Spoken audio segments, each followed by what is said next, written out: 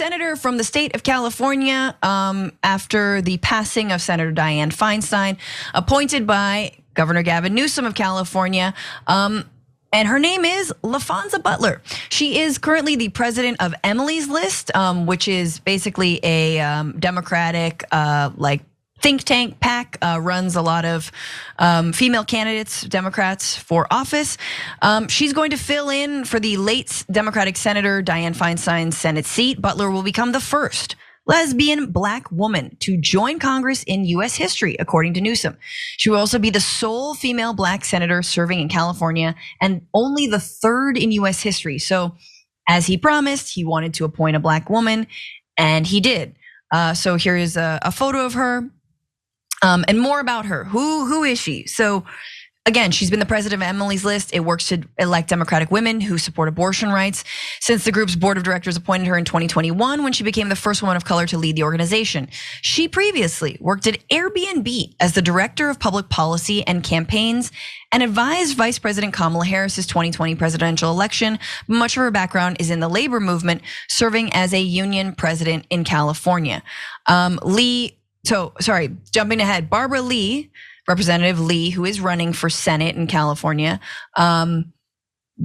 actually did congratulate Laphonza Butler, even though it was sort of largely assumed that Gavin Newsom would appoint her as a congresswoman who's been serving for decades now to that Senate seat. But she did tweet, "I wish Laphonza be well and look forward to working closely with her to deliver for the Golden State.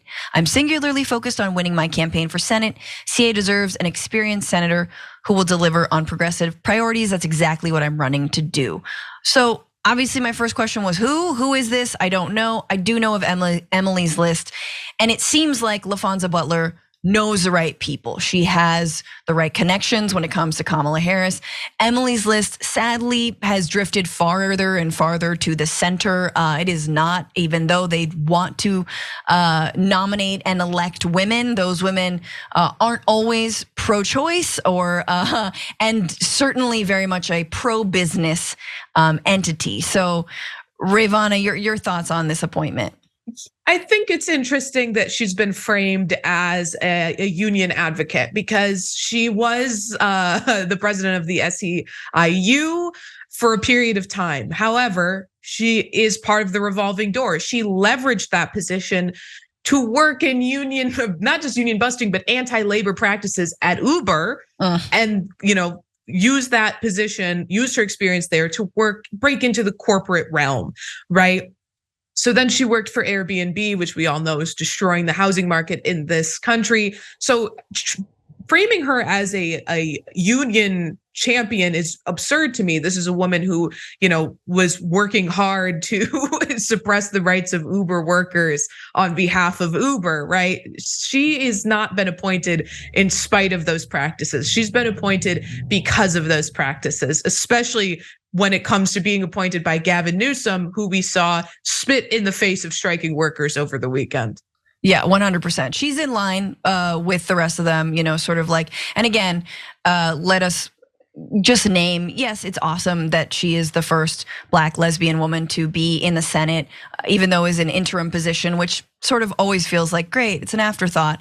But it's also like, let's look beyond that and understand that this is someone who's absolutely doing the bidding of massive corporations and sort of in a bad faith way, exactly, leveraging that experience with labor to undermine labor. For more political news breakdowns, interviews, stories of activism, and me trying my hardest to care about the occasional big celebrity news story, subscribe to our YouTube channel at youtube.com/The Damage Report. And you can ring the bell wherever it is so you don't miss anything.